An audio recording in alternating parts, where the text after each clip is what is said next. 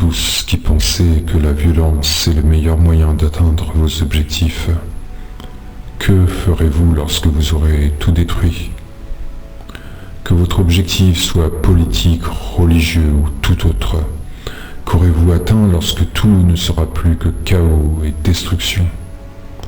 Lorsque vous régnerez sur des ruines fumantes et sanguinolentes où tout sera à l'arrêt, que ferez-vous donc? Lorsque vous aurez saccagé tout l'appareil productif et exterminé toute la population productive, comment ferez-vous pour vivre? Vous qui avez toujours vécu dans le confort et qui n'avez quasiment rien fait de votre vie sinon que de la vivre dans l'opposition, la critique et la bigoterie, dans le nihilisme et l'intolérance, dans le jugement facile et l'inimitié puérile, comment ferez-vous pour vivre dans la coopération et la créativité, dans la compréhension et la tolérance, dans le dialogue et le compromis, dans la construction et la fertilité, dans la prospérité et le vivre ensemble?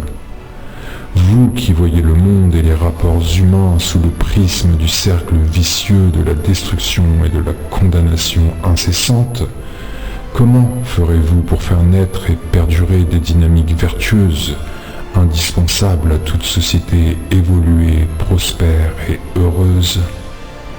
Vous qui n'avez jamais vécu que pour détruire, comment ferez-vous pour reconstruire? Seriez-vous si naïf et stupide au point de penser que tout détruire puisse donner naissance à une société supérieure, hautement humaine, hautement vertueuse et délicieusement heureuse?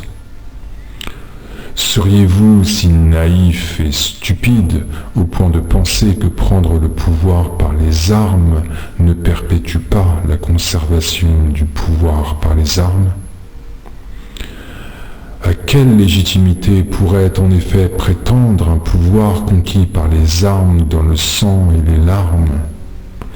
Inévitablement, une proportion suffisante de la population serait consciente de l'illégitimité de ce pouvoir et chercherait à rétablir la justice par tous les moyens possibles.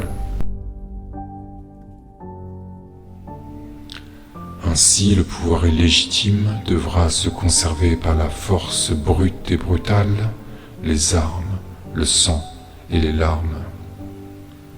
Ainsi, le régime illégitime n'aura de légitime que sa parano et pour moyen de subsistance que la terreur et la criminalisation du peuple, de la liberté et de la justice.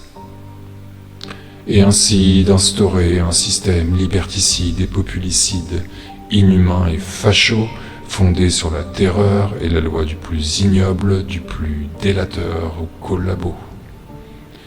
Et ainsi de perpétuer le cercle vicieux de mort et de destruction, d'injustice et d'iniquité, de corruption et de pauvreté.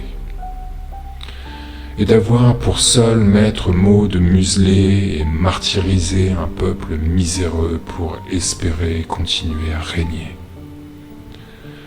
D'un point de vue religieux et mystique, quel Dieu taré voudrait qu'un tel cycle de violence s'éternise?